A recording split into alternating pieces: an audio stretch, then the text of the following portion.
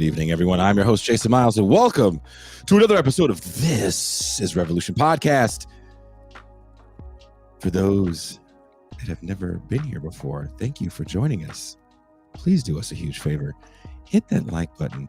Don't be afraid. Hit the subscribe button. It really helps us out. Hit the notification bell so you're alerted whenever we go live. If you want very loud, originally played intro music blaring through your speakers, hit that subscribe button. Also, before we start, I want to remind people that tickets are still on sale for the launch party for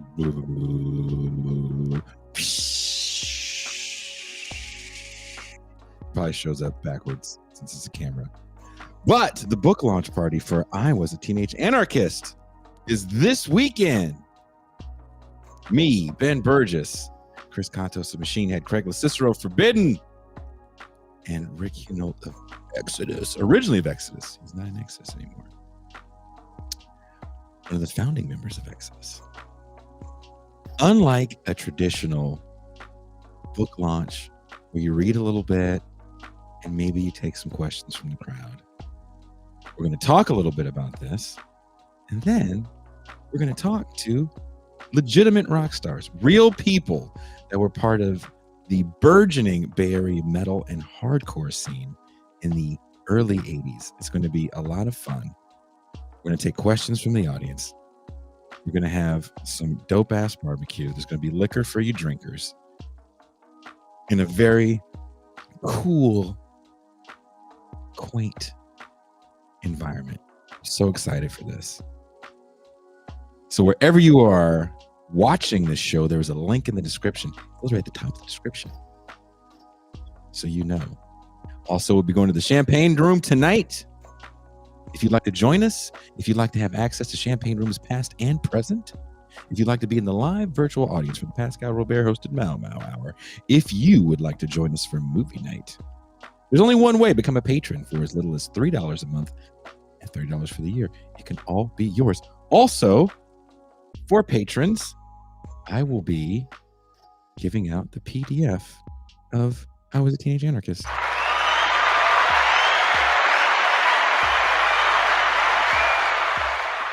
I'm super excited because the acknowledgments are in here. And the two people on the screen are in the acknowledgments. I want them to know that. I had to thank them. It says, I have to acknowledge my TIR family who helped me synthesize my political worldview. Pascal, Jean, Kuba, MT, Varn, Stefana, and of course the Quintern. I love you guys. Let me bring in these beautiful people right now. Please welcome the faceless voice of reason that has to deal with me way too much on a personal level. Please welcome MT Song. Hello. First, I'd like to apologize. There's a party for Metro Boomin going on outside my window. Are you being serious? Dude, I don't know why they just started blasting it. Future is just blaring. Weird. Yeah, they just started doing it. That kind of sounds like a nightmare. I mean, I can Shazam songs from my bed when they get like that. That reminds me of working at festivals, and you're just like, ugh. There was one festival where I actually had to sleep at the festival, like literally on the grounds, because it was so far in the middle of nowhere. Ugh. Just hearing music that you hate constantly, it's a nightmare. Speaking of people that have to hear music they hate, Derek Varn definitely had some choice words for me when I was bumping at the drive-in before we started. Can I say something else? No, yes. Thank you. I just wanted to shout out the Affordable Connectivity Program. It's a program from the FCC to benefit. It's a benefit that helps ensure households can afford the broadband they need for work, school, healthcare, and more. Whoa. Somebody was saying that they were going to have to lose their internet by the end of the month. So this is to help you out. It's a legit program. It works. Please try it if you need it. Now people believe Derek Varn doesn't like At the Drive-In. Varn hates At the Drive-In. He was like, man, if you play those dirty El Paso bastards one more time around me, I will rip your face off through the monitor. He did not say that. The question is, does Varn like the Mars Volta? Please welcome criticizer of late 90s emo, Derek Varn. Hello.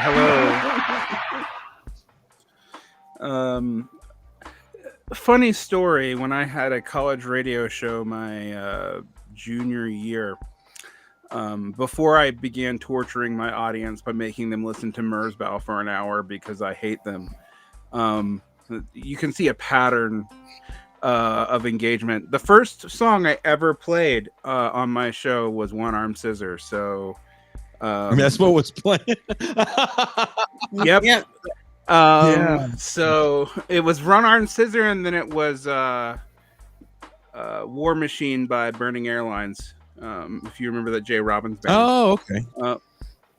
So they quickly changed its name because 9/11 happened. So that's a flashback to 20 years ago. Someone says Merzbow rocks. MT out here running promo for Biden. I believe it was a program that actually started under Trump. It was like during COVID. Ooh. Hey man, take advantage of it. Why are you even trying to test her like that? That's the question. That's the thing about Donald Trump. He has like no real politics, so he just kind of did whatever he thought was the right thing to do at the time. Remember when he released those black women that had been in prison forever? Because Kim Kardashian asked him to. And he sent out stimmy checks. Is that the president you want? That where Kim Kardashian be like, Donald, hey Donnie. Celeb to celeb. I gotta talk to you. Celeb to celeb. Donnie, I don't like what's going on over in the Middle East. Can you imagine if that's how things just got done with Donald Trump in office? We all had to butter up Kim Kardashian. Another person that really doesn't have a political stance on anything, really. Derek is not happy with that thought at all for some reason. Oh no, Trump is an interesting figure. We're gonna get another round of fascism into American democracy talk, as if that meant anything in the first fucking brother. place. You already know. So the question that I had and MT and I were talking about a few weeks ago when we decided to do this show is the left's love affair with Bernie over? Recently, Vermont Senator Bernie Sanders voiced his support for Israel not having a ceasefire in their brutal bombing of the Palestinian people. The sound of leftist hearts breaking could be heard like an unified Infinity Stone level blast throughout the social media universe. Was this the final nail in the presidential hopeful coffin in Bernie Sanders? For some reason, people that feel shocked by the comments of Senator Sanders don't know much about his somewhat complicated relationship to Israel. He lived in a kibbutz for a time. He acknowledges Israel's right to exist and does, to a certain extent, begrudge their violence with Gaza, calling them reactionary. But is that enough?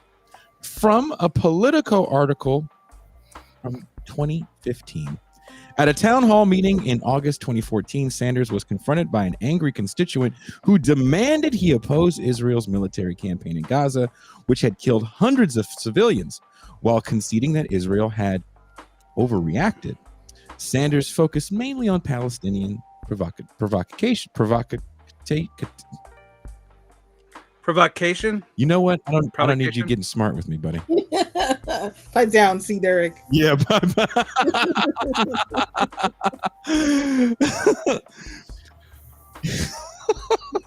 This isn't funny. You have a situation where I'm almost sound like I'm reading this and I hear Bernie Sanders talking. You have a situation where Hamas is sending missiles into Israel. And you know where some of these missiles are coming from? They're coming from populated areas. That's a fact, declared. How do you feel about Bernie's comments?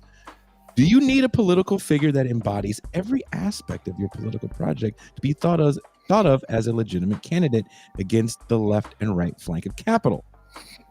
Here to discuss with us is Derek Varn. Derek, you, like many other people that we're close with, understand Bernie Sanders' legacy with Israel.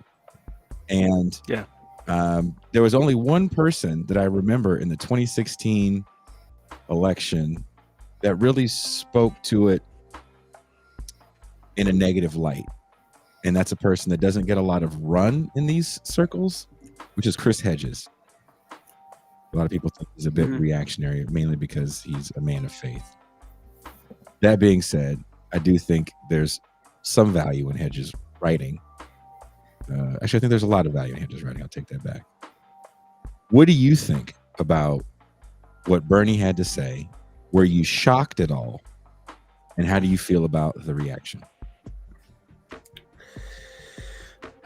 I mean, Bernie's calling for nuance and a call for a humanitarian pausing without actual ceasefire is to be both expected.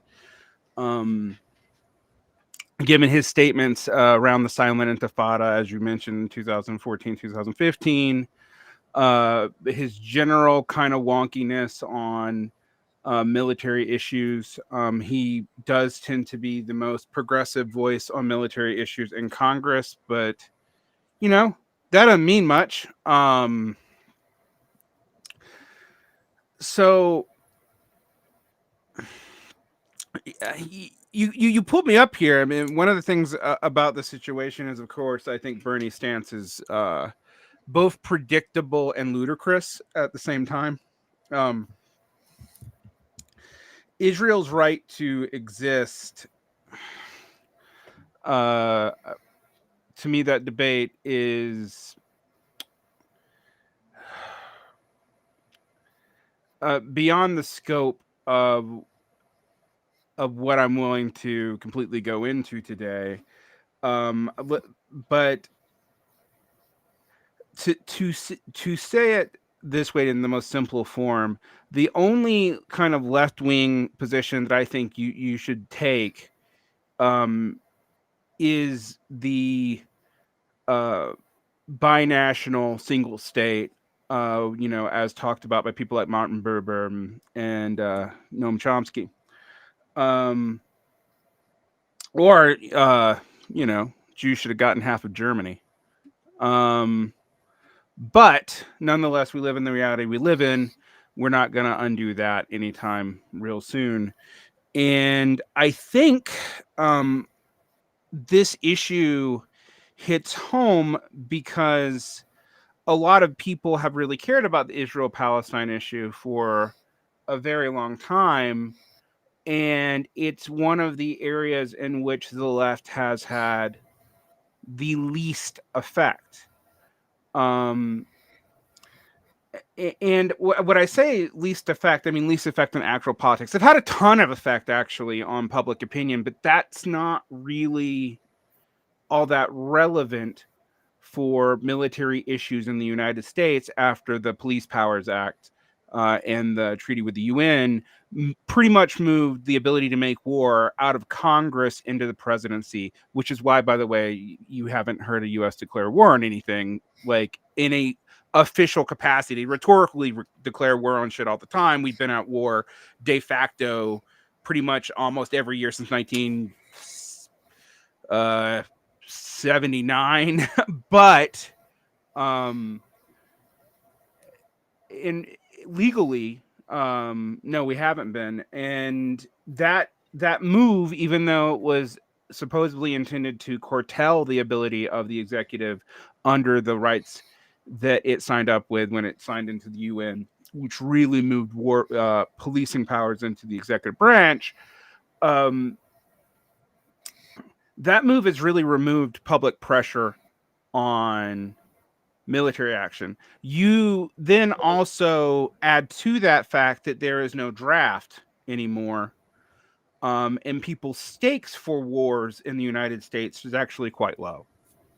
And when you add to that a third thing, that while you might feel that Israel is a proxy for U.S. policy interest,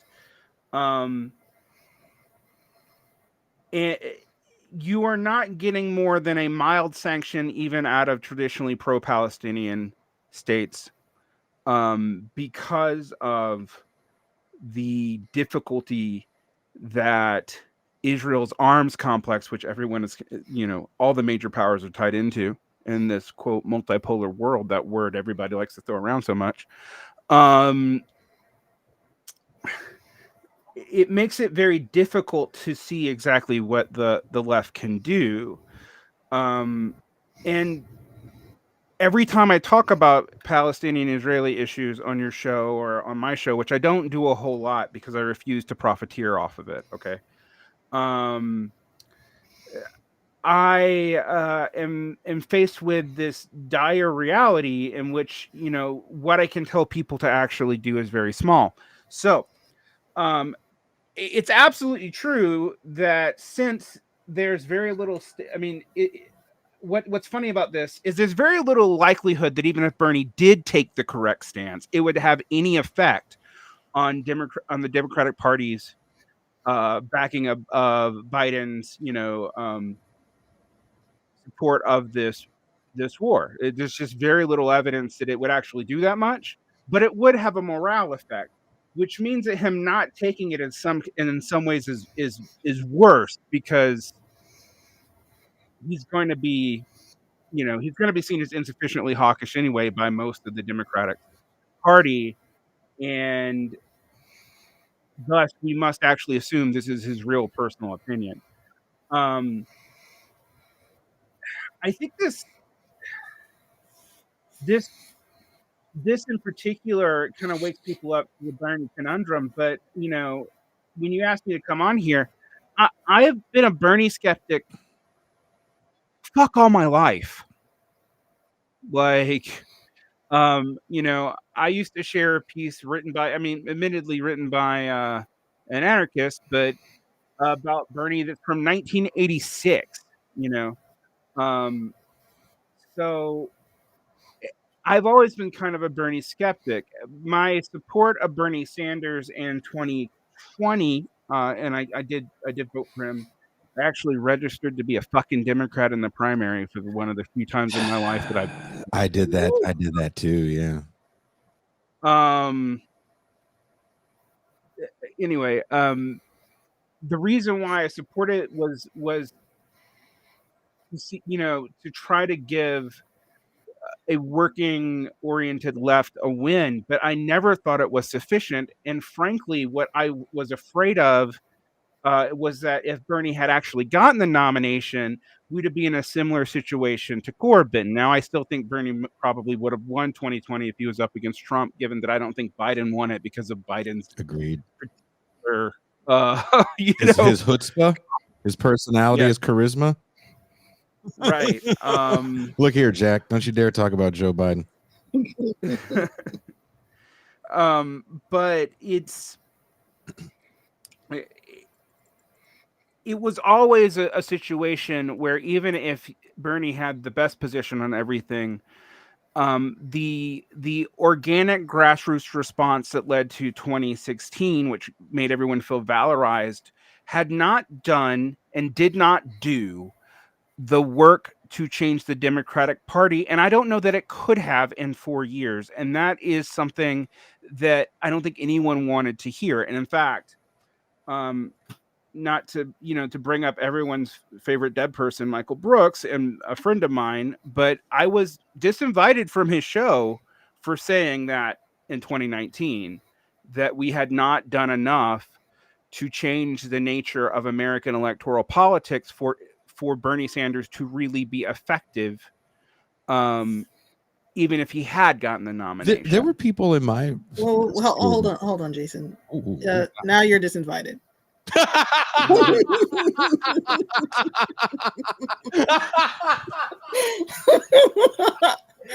I'm sorry, Derek. I just had to say that. Because the way you did it, I could feel your hand for some reason. Like, stop. Hold on, Jason. Let me get this joke off. Timing's too good. People in my political sphere in the Bay Area. There's a handful of us in bands and stuff that actually were real deal leftists, and that was a legitimate conversation. That, let's just say your dream of Bernie Sanders in office happens. What's going to get done, and do both parties form a united front against anything getting done, and just make him a huge do nothing president?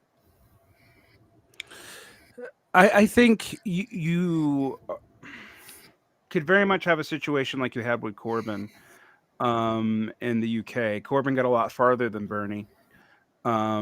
Got sabotaged internally to his own party, though, because he did not change his party's apparatus. And in fact, he came to power despite having a lot of popular momentum behind him because his party's internal apparatus had no backbench after the Blairite days. Very similar to what we see in the Democrats right now. There's no backbench after Biden. There's the Democrats are basically run by, people who make the Brezhnev Politburo look very spry, and because of that, I mean, and to be fair, this is a trend all over the world right now. This is not just in the United States, but I knew that we were kind of fucked when I was seeing Branko Marcevic, and yeah, that guy. Yesterday's man. And yeah, and friend of the show, Ben Burgess, having to trot out, Bernie 2024 signs. And I'm like, well, you literally, this is an admission that this social democratic or democratic socialist, if the word order really matters to you, then take what you will. That it had failed completely. I remember in 2019, a lot of people saying after Bernie, then AOC.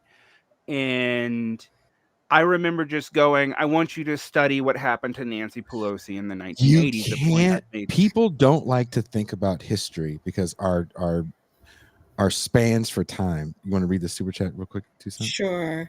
This is from Ken. My chief complaint with Bernie was that he didn't do enough to build state apparatus. I mean, there wasn't really enough done to build any sort of grassroots movement outside of, movements for campaigns. That's really what that failure of 2016 becomes. I mean, you get some people in office.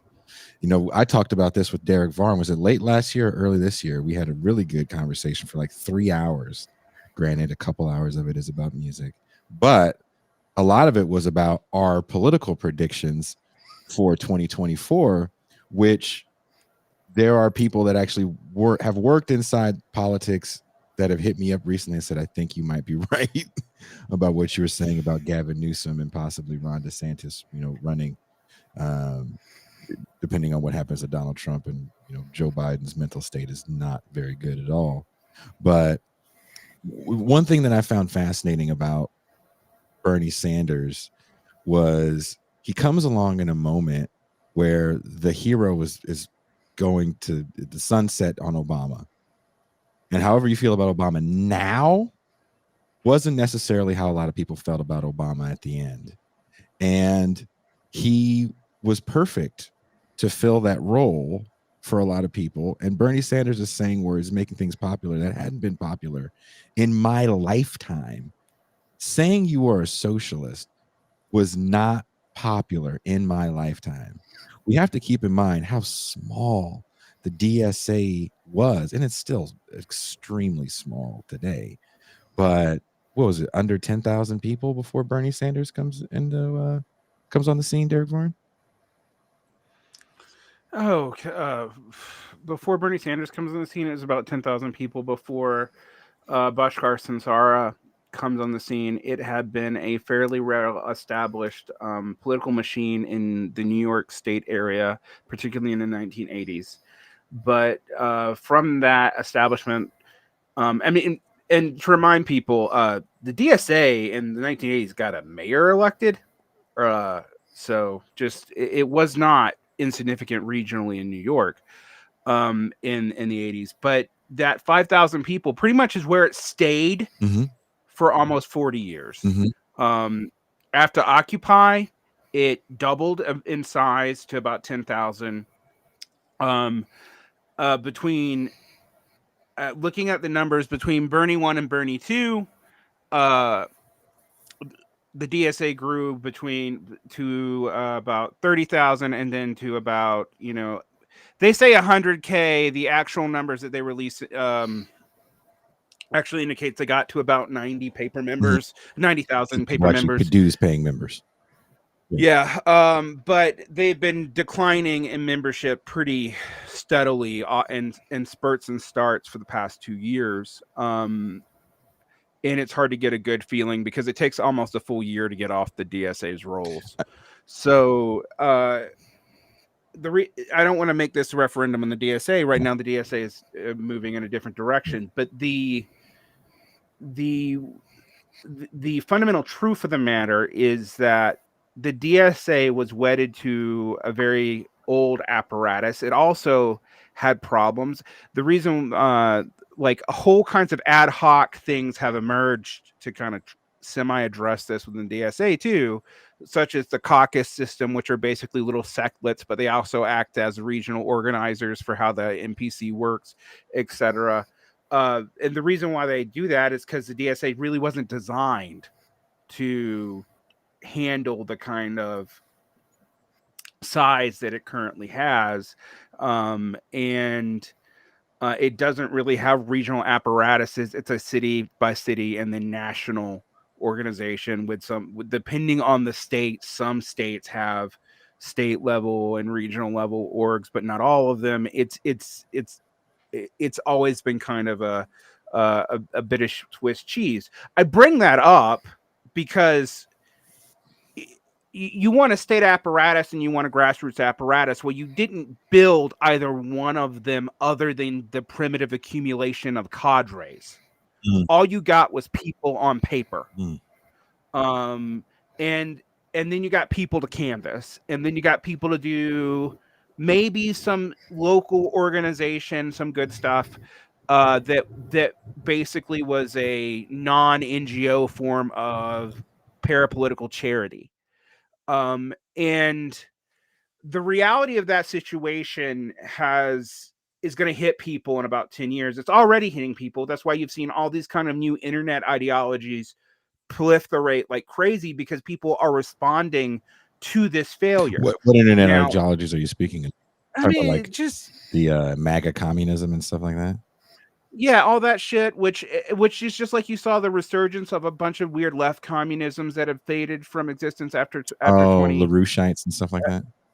Yeah, well, no. I mean, I'm also talking about Bordigas. There's these attempt to go back to the past or to combine two new ideologies with no actual real base, where you can get people through particular streamer engagement and make people feel like they're doing something, because the DSA for a lot of people has been a negative experience. I mean, like you see this now. To get back to Bernie Sanders, because I think this is, this Israel thing really makes this clear. Bernie Sanders is still a creature of his party. He might be a part of the most left flank of it. I mean, Rashida Tlaib is clearly more left than him, but we see what Congress has done to her. One of the 29 people in the history of the United States to be censured. In the article and that's an old article from 2015. In the article, literally, I don't know if people remember, because again, no one likes to talk about Bernie Sanders. I don't even hear too many people talk about 2014, what was going on in Israel. But one of the things that they say in the article was that Sanders was critical of support for arming Iran, or not arming Iran, but going to war with Iran. And the whole thing Clinton was saying was Iran is kind of a sworn enemy to Israel, and if you're not willing to be about war with Iran, then are you really that serious of an ally to Israel? And consultants that were interviewed in the piece were like, he's got a very center left position on Israel, which is fine, and it's not the kind of position that would cost you a campaign.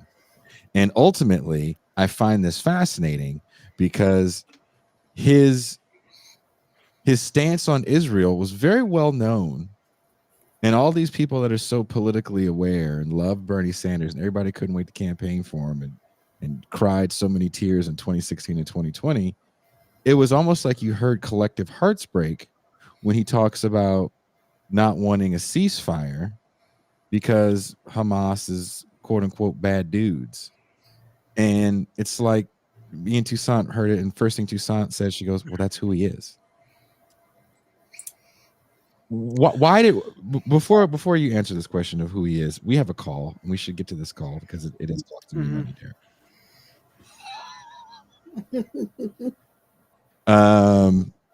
Toussaint, you want to do your thing?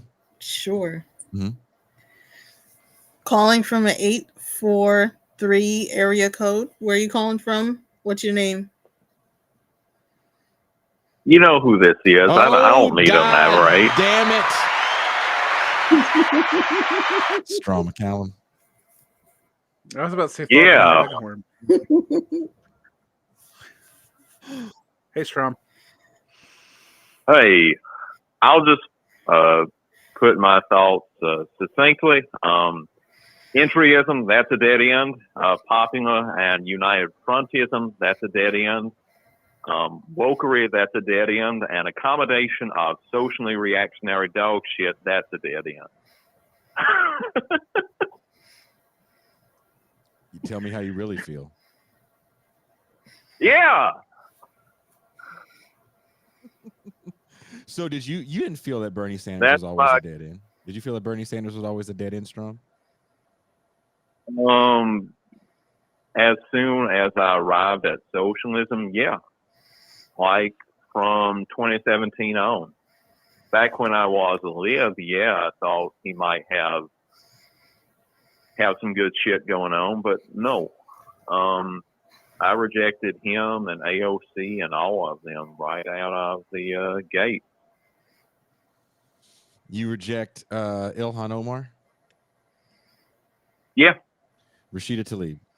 You can't do anything inside the Democratic Party, the demon rat party, that is, the Republican, Democrat, whatever you want to say. If the institution is not fundamentally openly committed to expropriation of capital and the realization of a new mode of production, I ain't backing it. You can't be coy about this shit either. I mean, it just, sorry. Same with the Greens. You hate the Green Party as well? Yeah. Do you think they're all well-to-do white liberals? No. But at the same time, you have to be committed to the project. There's one litmus test. Are you committed to the realization of socialism through majoritarian means or not? Derek Varn, what say you? About what exactly? Oh, calm down. Don't get mad at me. I mean, Jesus, I will walk to Utah. I'm not these poop butt people on the screen you be yelling at. No, but what's Strom? Walking to Utah would be an interesting predicament for you. I didn't catch that. Everybody other than Jason is mixed down to nothing.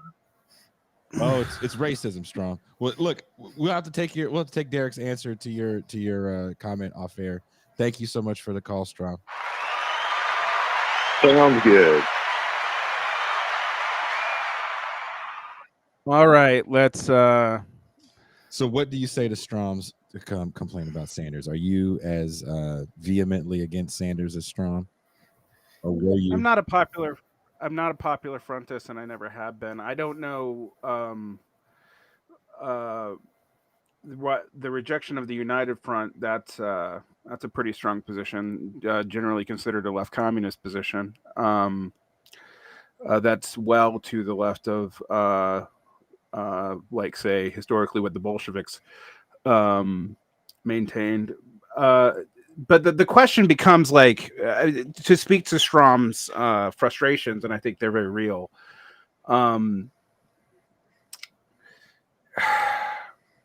It's hard to understand how to apply strategies that were developed in the Second and Third International to a non-parliamentary system.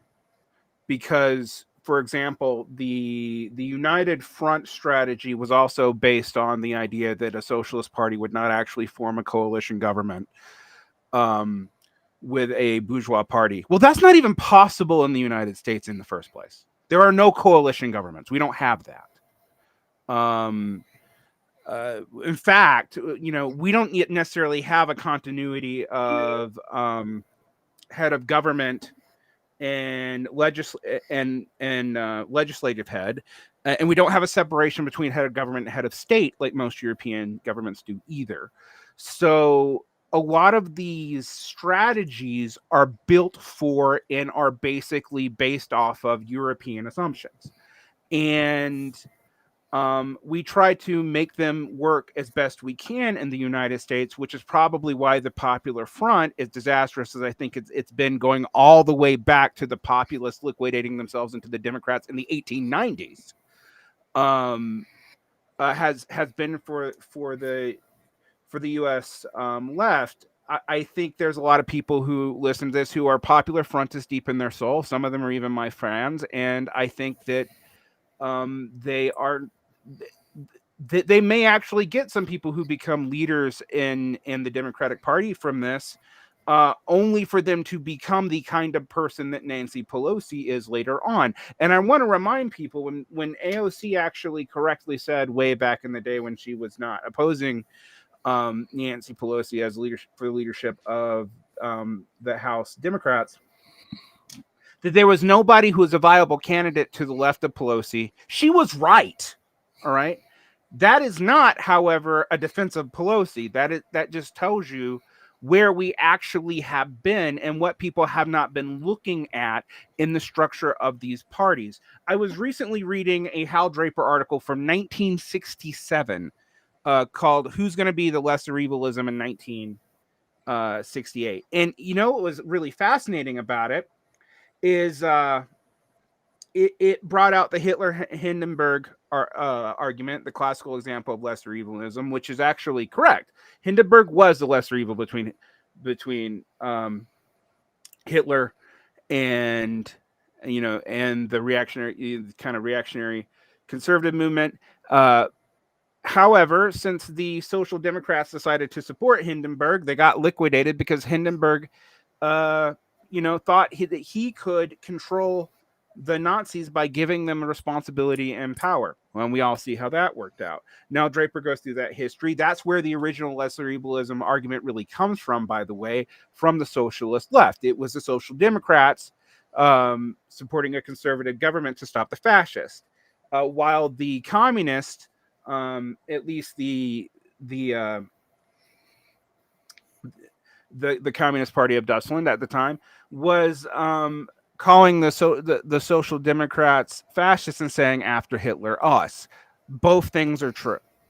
All right. Now let's fast forward ahead to the liquidation of the Popular Front and Henry Wallace, where Wallace gets sidelined by people some of whom were formerly Marxist. I mean, you got to look like Reinhold Niebuhr, as everyone always remembers as kind of the pessimistic Christian liberal realist, was a Marxist in the 1930s.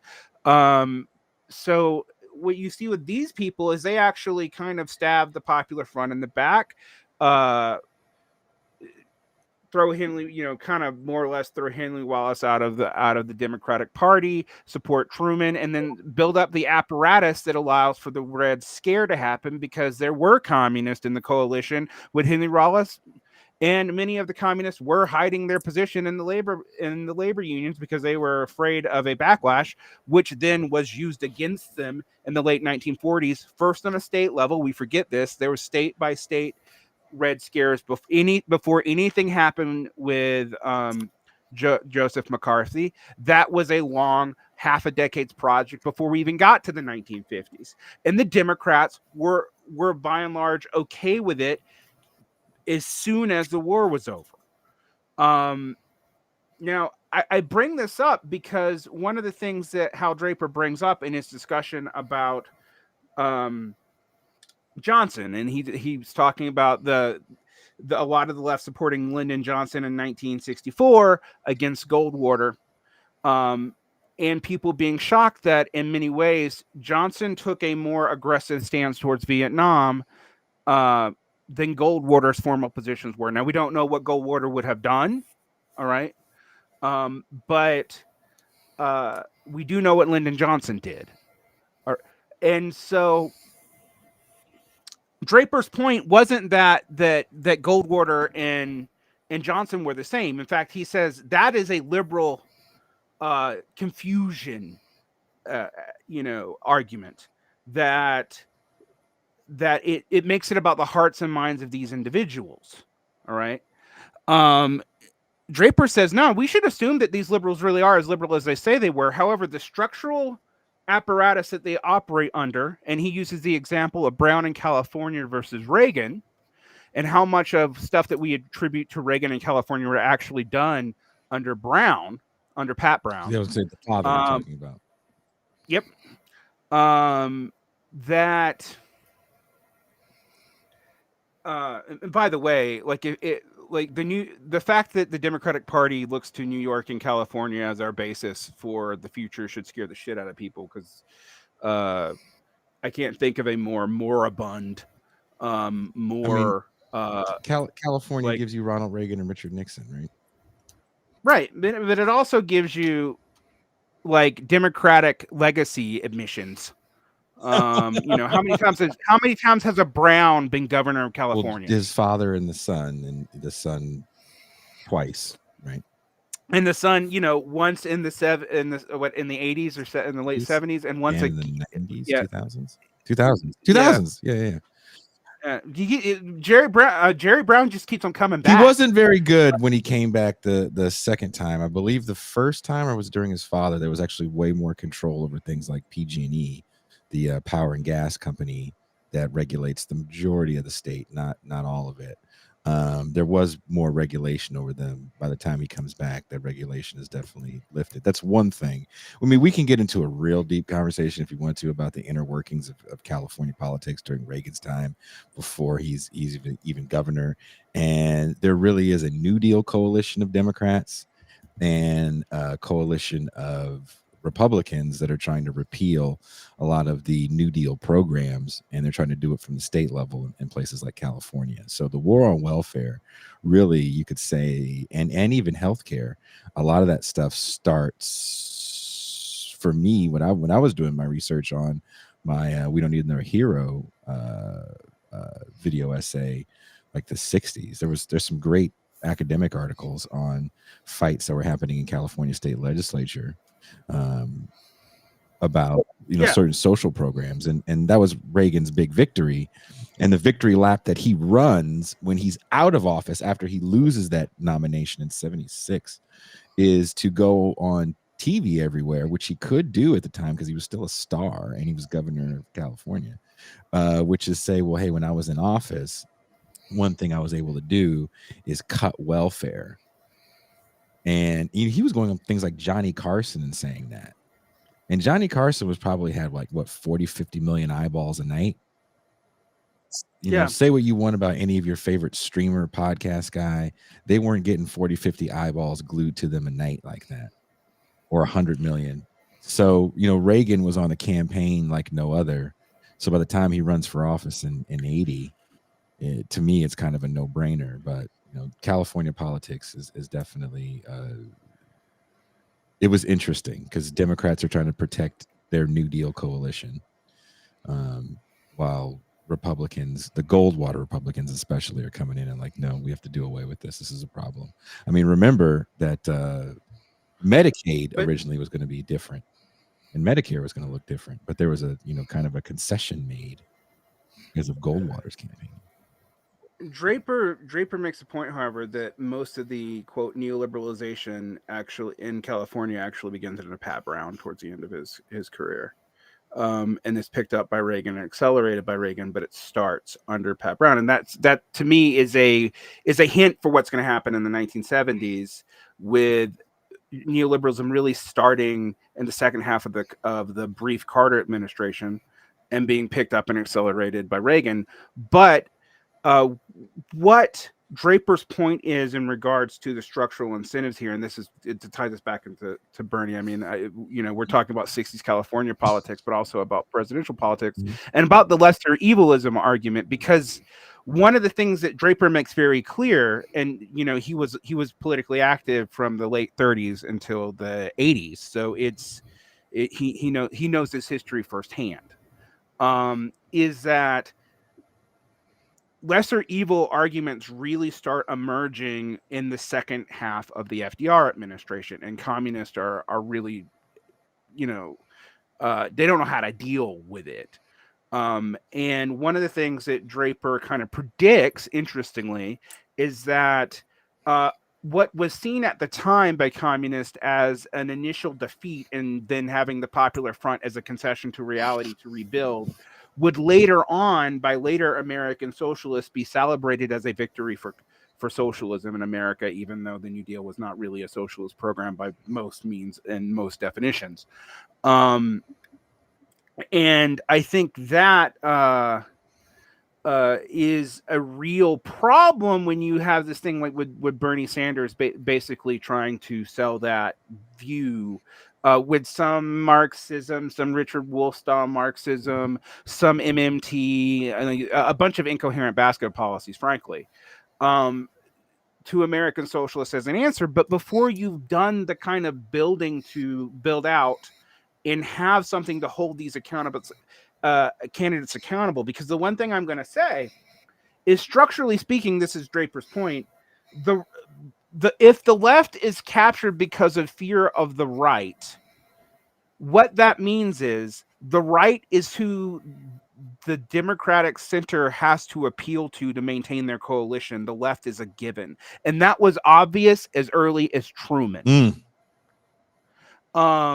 Which means that we have been engaging in the same failed strategy for 4 generations. And you talk about people actively ignoring the history with Bernie. Well, they're actively ignoring the history of this, going back. In fact, my research recently has said that goes all the way back to the 1890s when the populists tried to do a joint bid to overthrow the Bourbon Democrats, the very conservative post-Confederate Democrats, and the Democratic Party in the late 19th century, with William Jennings Bryan. And what that led to, it's complicated because there's other factors that go into it, such as the sharecropper class base of the Populist Party, like just starting to not exist and not being economically viable anymore. But the other thing that happens is they basically liquidate themselves into the Democratic Party, and it goes nowhere. Like, the populist movement basically dies. The labor movement, which was attached to it, has to separate itself, and then they begin forming the Debsian Socialist Party really after that fact.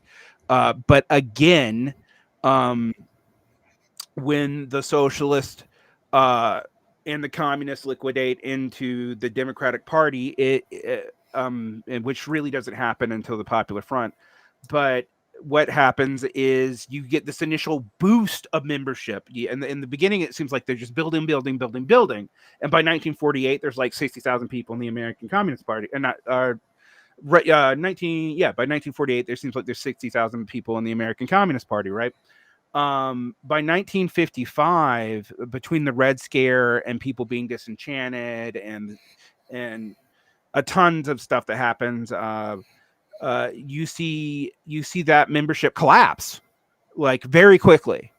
And so in the United States, it seems like there's this feeling of momentum when we join up with the Democrats, because you have all these people, and particularly in opposition to a right-wing leader, all right? Be it Reagan, be it Goldwater, be it Donald Trump, be it George Bush. And we've seen this over and over and over again. Just like people say, well, this is the most important election. I've heard this now all my life, all right? There were people making Reagan-Hitler analogies in 1967. So it's such a trident. It predates the New Left. That's the thing. It predates the New Left.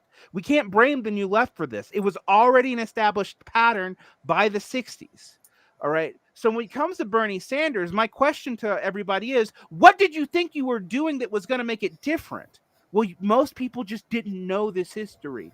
And one of the things about the U.S. left is the U.S. left is often obsessed with European history. It finds American history and the history of the American left quite boring. But because of that, it doesn't know that we've done this shit over and over again and failed. Well, hold on one second, Derek Varn. We have a few phone calls. We also have a super chat. Let me just. Just get the super chat read. This is another one from Ken.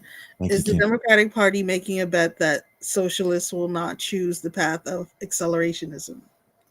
Yeah. I don't know what accelerationism is. You know, vote for Trump and you get socialism because everything goes to shit and people want to. Yeah, that's basically a rehash of third periodism. I just want to remind you that didn't go well for you either. Shout out to Ken. Thank you for the super chats. I mean, this show, as much as we'd like it to exist on goodwill and hand claps, the super chats go a long way in us being able to keep the literal lights on. Now, Toussaint, you want to push a call through? Yes. All right. Calling from a 251 area code. Caller, what's your name? Where are you calling from? What's on your mind? Yeah, my bad. Oh, yeah, this is Chaka Black in chat, but JB in real life, I suppose. But yeah, I was calling because I was thinking about the sort of like pathological politics that tends to go on overall, where people tend to vote against an enemy instead of actually for any sort of candidate. I guess I've been touching up on that, but I end up thinking that it ends up getting us into this trap. Especially, and I know that there's sort of a, I don't know if you consider it conspiratorial, but I mean, Nancy Pelosi said it herself that, that the Democratic Party would love to have a strong Republican Party. And yet I tell that to people and they're flabbergasted by that idea. And I think I know Jacobin has floated that idea or that concept in the past, that the ways in which the Democratic Party and the Republican Party work hand in hand. I suspect I have heard Cenk Uygur and Hassan Piker sort of floating that idea. Hassan Piker a little bit more hush-hush about it. But yeah, I've been hearing that lately. But yeah. Well, thank you for your call, caller. And we will take Derek's going to respond to you right now. Thank you very much. Thank you, JB. Yeah. Derek Varn, you want to give your quick answer to that, or not answer, but response to that? Very quickly, Democrats and Republicans, as you will see in most parliamentary and congressional democracies around the world, manage a similar set of, let's say, liberal capitalist apparatuses. And because of that, they're mutually constitutive. They need each other. They actually create the sphere of options, not just to like fool the working class. That conspiracy part of it's not just true. It's also that like they're managing different elements of elites and capital itself, and there are divisions within capitalists that have to be dealt with. And so if there is not a strong party to represent those interests, stuff starts getting very muddled. This was an active, the ideological sorting of the parties to kind of reinforce each other was actively encouraged in the late 1960s. That is not a conspiracy. It's pretty well documented. You'll even hear like DNC Democrats kind of admit it. So you don't have to think of it conspiratorially to see that it is kind of necessary for these kinds of politics to work. And it's not unique to the US either. You see this in Europe all the time, and kind of, mild reforms to election systems don't really fix it. So like trying to fix first past the post voting does make things a little bit better. And you might have some, far more progressives, far more social democratic groups emerge, but it's not going to. It doesn't fundamentally change the political, the political calculus of these countries, and they still kind of go along with where international investment goes, not just national. All right, that's my short and super quick talk. We have a super chat on the screen. Thank you very much. Devoid Reality says it's been too long. It has been too long, and welcome back. There's quite a few people watching. Definitely people from Varn's side of the political universe. Maybe some old school TIR people that haven't been around for a while. Thank you guys for coming back. I hope you guys come back next week because we will be doing another call-in show on Thanksgiving. Nobody loves me, so I'll be here for Thanksgiving. Varn doesn't want me in Utah. Did you know that? You're welcome to come. Just I wouldn't advise walking. If I start now, maybe I'll get there by Thanksgiving. I mean, you got to walk through like 3 deserts between where you are and where I am. Like, yes. We'll save all funny stories about driving to your hood, for the champagne room. This is our final caller for the day, and this is going to be a good one for Derek Varn. This is Derek Varn's arch enemy. Oh. Are you ready? Derek calling Varn, from the 414 area code. Caller, what's your name? Where are you calling from? Dave calling from Milwaukee. What's up, Varn? What's up, Jason? How y'all doing? David, watch out. It's Varn's sworn enemy. If it isn't my sworn enemy, David, your friend. Yeah. Dave just thinks I'm man, yeah. We're gonna have a high school teacher cage match. Watch out.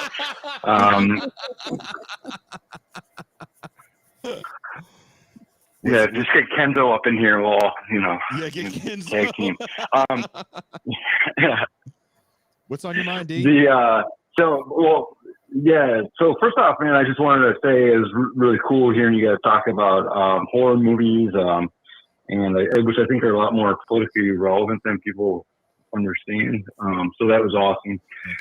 And then secondly, I just wanted to kind of talk about the Popular Front. People don't often talk about the more conservative angle of that, which, led into guys like John Dos Passos. And then, of course, people like James Burnham, too. But like somebody like Dos Passos, who I think authentically believe in, autonomy for workers, right? He went in a more conservative direction and started, support Nixon and this kind of thing. And I do know a lot of communists started to support Nixon as well because of his Peace of China. He also allowed guys like Rob Williams back in the United States, who was in exile, Robert F. Williams from down North Carolina, great militant, civil rights leader. So there were, real reasons to kind of take that approach against the liberals, who are, dyed-in-the-wool anti-communists and really enemies of the left, right? So I think that when people understand that they'll understand why, like a lot of the stuff from Obama and Sanders, these are not instances of like betrayal, right? They really, if somebody is running as a Democrat, and they should understand and allowed within that Democratic coalition that they should be understood as being political enemies to working people and to the left more broadly, if the left is still aligned with working people. But which I have questions about. And that's like the main thing I see. The other thing, Varn, you can tell me if you agree with this. But I noticed that a lot of the people who are kind of pushing this line on lesser evilism often do so because they understand, they look at the president as being the sole, like they have a Bonapartist understanding of the president, right? They see that as like the sole authority that that governs the direction of the United States foreign policy and domestic policy. But I look at it. I look at that as being incorrect, largely because I do believe that when working people are organized, we have a lot more power than anybody, at least within this country. The other thing is people need to think about what's best for us and like what's best in our interests, right? And I will say that some of those Trump policies that are disastrous, kind of like by the time that 2020 and the fourth quarter downturn in 2019 came around, but that tight labor market that produced, that some of those policies produced, was very good for working people. So people have to recognize that and take advantage of that stuff, as opposed to like constantly like battering down the conservatives. This doesn't mean that you go do this like Jackson Hinkle route, but I think people just have to learn more from the conditions on the ground and respond to them better. David, thank you so much for your phone call, brother. Yeah, thank you. Yeah, great talking. Thank you for your support, man. Of course, man. Always, every day. Peace, brother. Peace, brother. I was just people will be. Go ahead. That is not Varn. Yeah. We are not enemies. David is actually I think he's a solid dude. Oh, dude, David and I disagree often. He tends to think I'm too pessimistic and maybe slightly ultra lefty, but everything he said, I actually agree with him. Like today, I actually am totally in agreement with David, in the sense that I don't think Bernie Sanders betrayed us. I think that's the wrong way to think about these candidates. Period. Yes.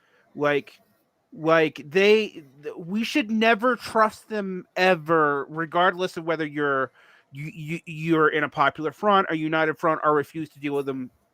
Whatever, your job has to be to treat these people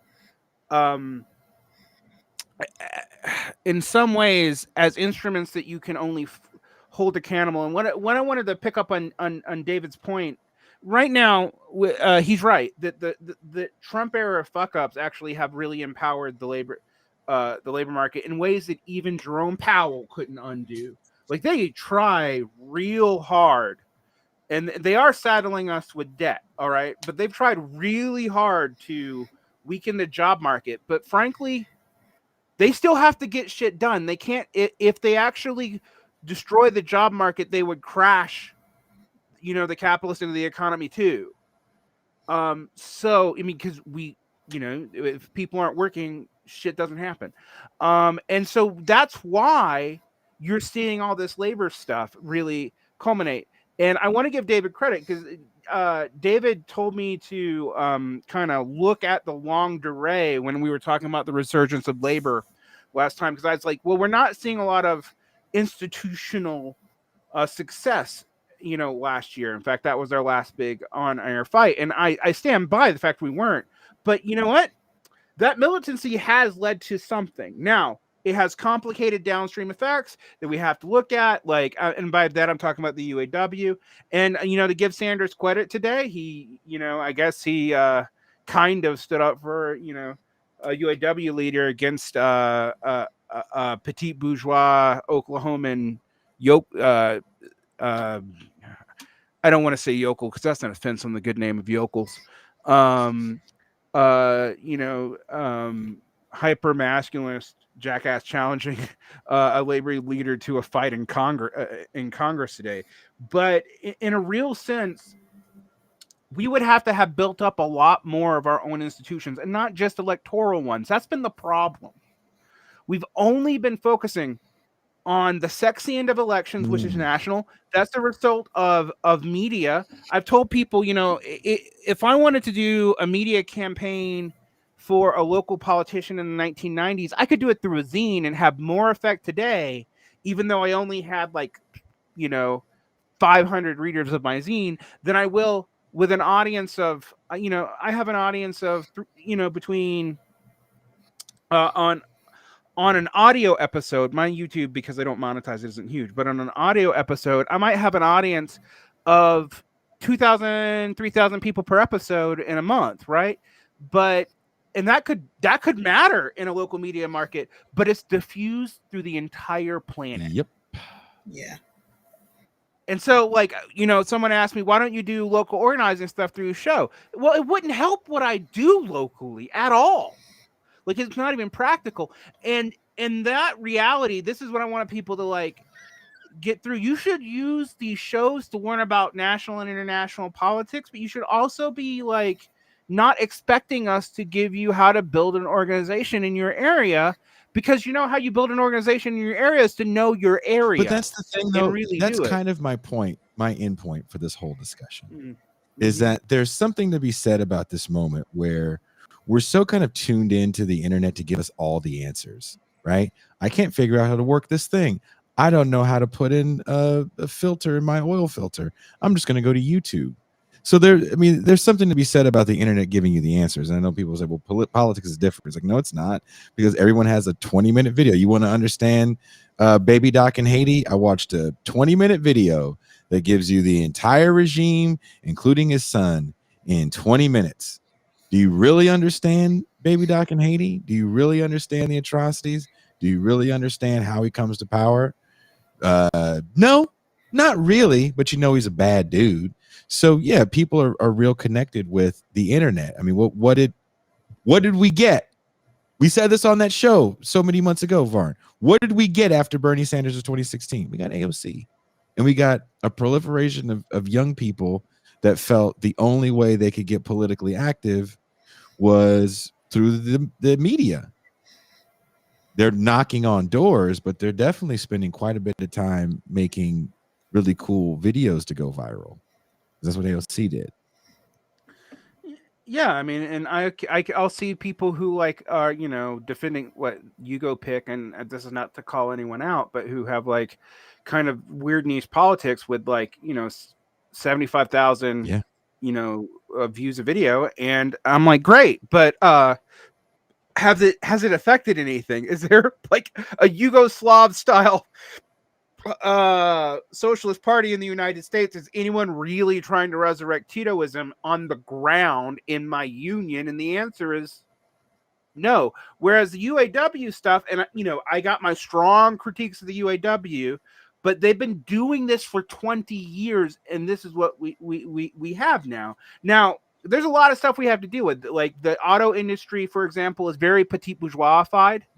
By that I don't mean that's actually full of petit bourgeois people, but the way they get paid is, and it's been to keep the other ends of the auto industry from unionizing, like auto techs, downstream sales people, stuff like that. And the UAW hasn't been able to address that, but at least we now have a real strategic victory, a real strategic change that was not dependent on and this to me is chastising some people who are socialist, even in the DSA, like Eric Blanc, whose work I kind of like, but he's been way too like, well, we have to let Biden really reform the NCLRB, and we'll get this, and I'm like, you wrote Wed State Revolt. You should understand how this works at this point. That isn't going to work. We have to, we can't rely on people that we should never fucking trust. All right.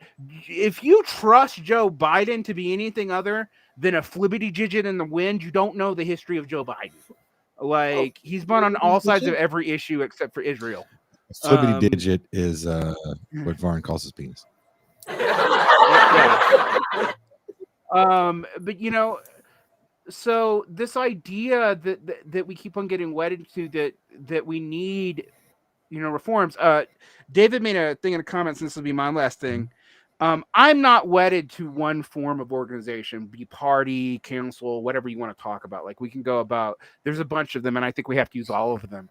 But political parties historically were not primarily, outside of the United States, actually, the United States complicates this, but we're not even primarily just about elections. Yes, they ran elections, but like most of what, say, the SPD did before, say, the Weimar Republic, for example, was stuff outside supporting unionization efforts, battling the fucking government, denying them, denying the Prussian government, tax revenue.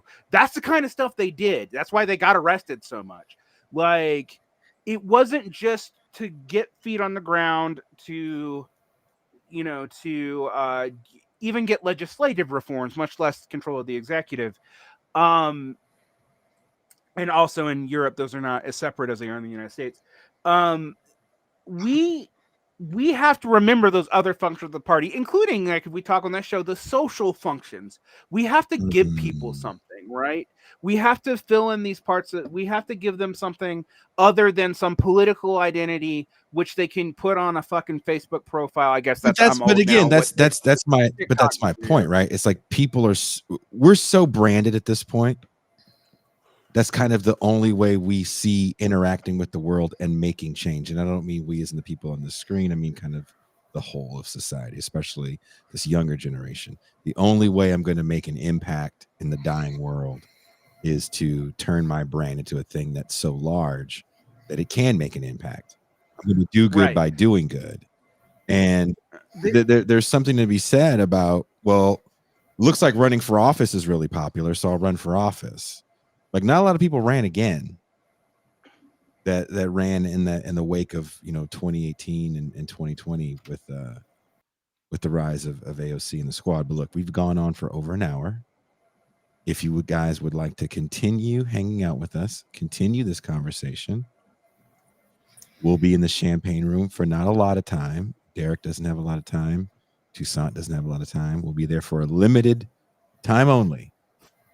Tomorrow, I'll be back interviewing record producer Tom Werman. He produced some of my favorite records. You know what records he produced for him?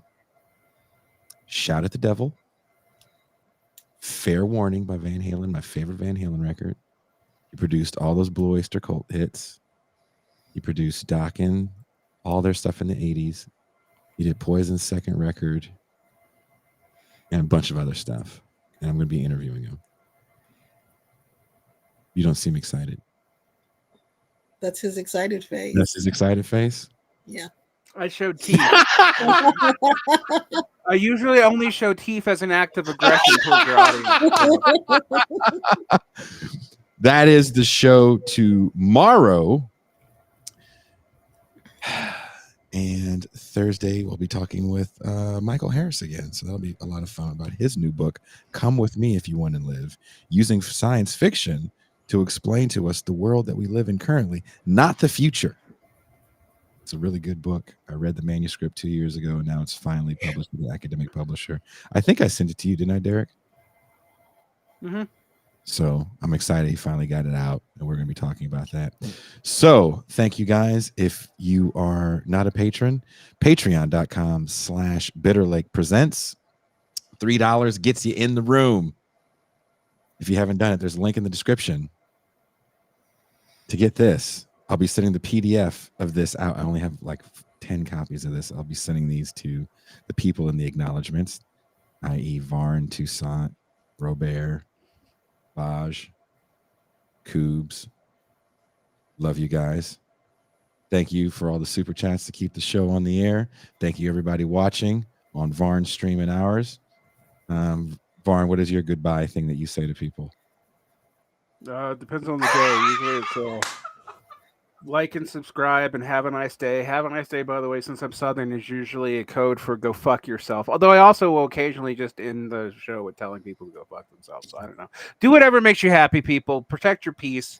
Have some sanity. Argue amongst each other in a fair and loving way. And if you can't argue amongst each other in a fair and loving way, make sure that when you stab them that they bleed out quickly and it doesn't hurt. Oh my God. That is the darkest goodbye I've ever heard.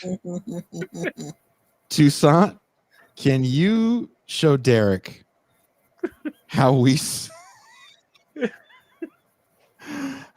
say goodbye in TIR land? This has been TIR. Make sure you like and subscribe. If you watch this show and you don't subscribe, you're stealing. I learned that from PBS. It's like bootlegging a movie. If you're watching this show and you're not subscribed, you've bootlegged a movie. There you go. Yeah. And your audience just told me to bless my heart. So as a Southerner, I now have to challenge your entire audience to a duel. Yeah, it's just like, so. This is me and Derek Varner saying this to you people that dare fucking cross us. We coming for you, nigga. Yep, but he's not saying the last part. He's thinking it, but he's not saying it. He's And does that thinking count? We are out. Peace.